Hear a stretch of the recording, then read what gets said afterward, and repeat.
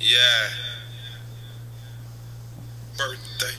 It's your birthday. If I die, bury me inside the Louis stone. They ask me what I do and who I do it for. Yeah. And how I come up with this shit up in the studio. Yeah. All I want. Hi, hello everybody, and welcome to Who's Hosting.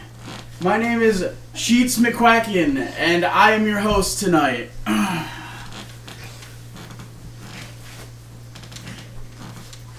Now, I wanted to start off with a little rant.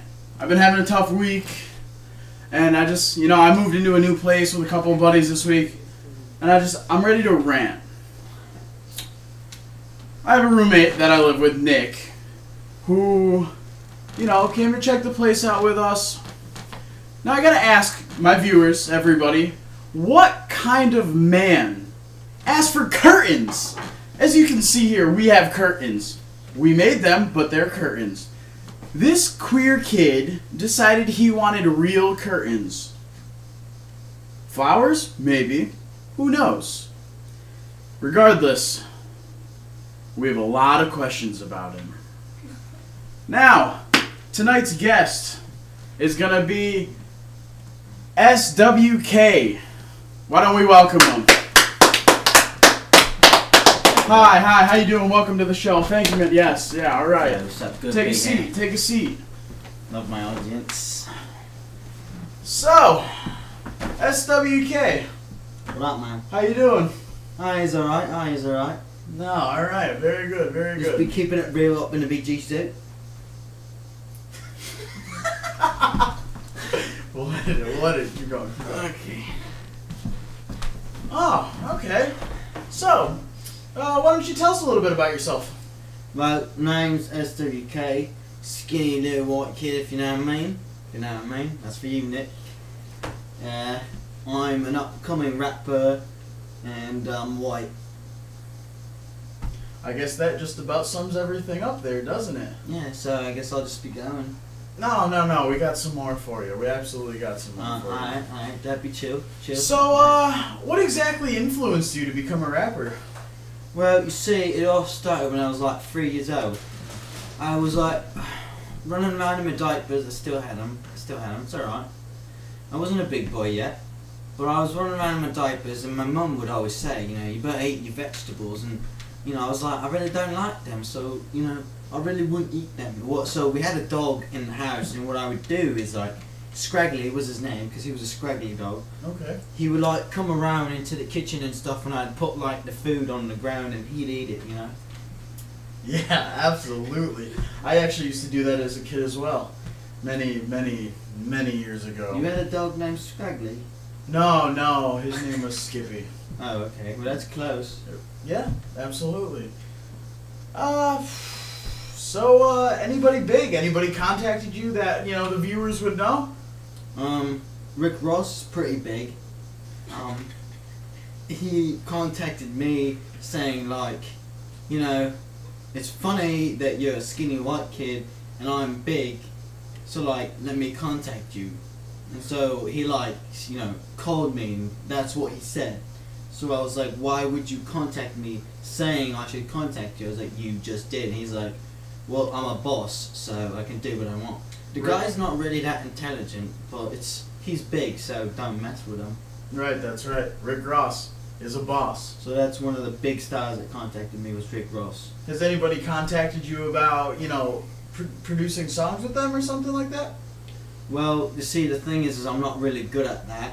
What I do is I have people that do that for me, and since I'm so good looking, I'm the face of their work, and I make all of their money, Yeah. So really, I'm like the smart one because I don't do shit, Alright, okay.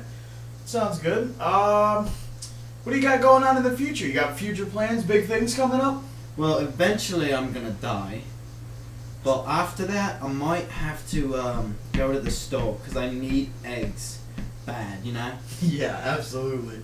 Definitely a staple in the house. Yeah, well, I have staples for like papers and stuff, because paper clips just ain't doing it for me. No. I put it down my desk, I swear to God, like when I come back, it's like crooked, you know, and like a couple of pages are missing. I think Scraggly got into my shit again.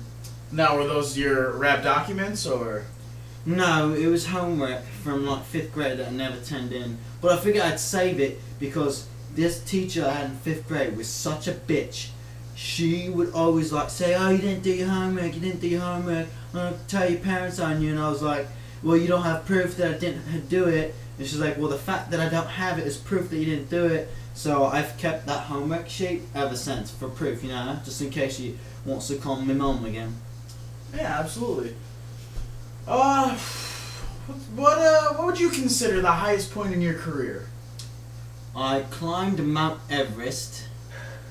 So, right about there is probably the highest I've ever been in my career, you know? When I got to the top. Yeah, that absolutely must have taken a lot of effort. Yeah, and I don't really know how to climb. What about your rap career? I don't have one. I'm working on it, you know. Right, the whole up and coming kind of thing. Yeah, well, I'm up. I'm not exactly coming, but... Okay, alright. What would you say your music represents with everything? Well, my music represents whatever I'm saying in the song, you know? So, like, if I'm saying, "Yo, this girl's got a big booty," what I'm saying is, like, it represents a girl who has an awful rambunctious huge booty, you know? That's yes. what I'm trying to send a message to all the kids out there, that this girl that I'm looking at has got a big booty, you know? So there's no real educational kind of sense to your songs. Well, yeah.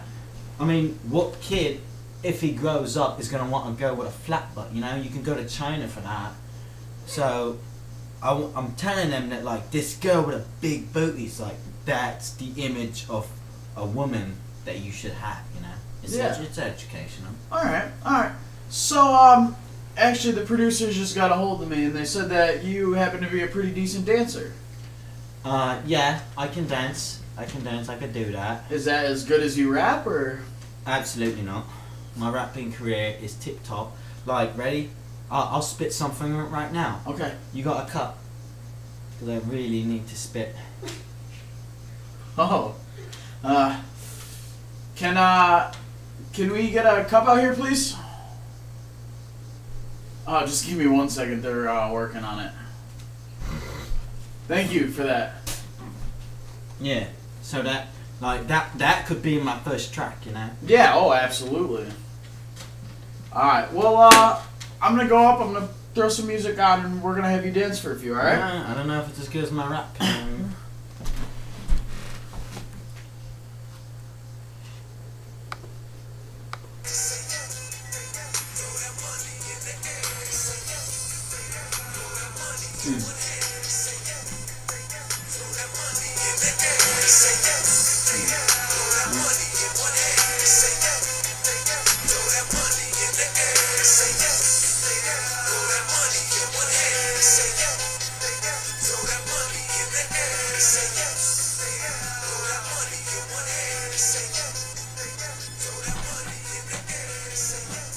That's like a little something. It's not really. It's like, you know, not really anything that I do. Really. I rap better. Do you want to hear me rap? Yeah, why don't you give us a little rap? Okay. So, the color on my car is orange, and I opened it up by the door hinge, you know, and then so I went back into the alley and saw somebody wearing a silver chain. So I said, "Yo, you look like Bane from Batman because you're a cat man." So then you like followed me to the Chinese restaurant, and that's where I found you with a big old donk, you know, stuff like. Wow. Yeah. So That was, my songs tell a story. Right, yeah, I absolutely stayed with you on that one. That was excellent. Well, awesome. I want to thank you for coming to the show. It was a nice pleasure having you here. Yeah. Well, I got lost on the way here, but. I mean, Oh, must have been the directions. I'm sorry about that. Yeah. Well, I don't drive, so. Absolutely. Yeah. All right. Well. Well, thank you again for joining us. Yeah. Well, I won't do it again, but All right. Thank you. And I want to thank everybody for watching the show tonight. I don't know about this guy, but have a good night.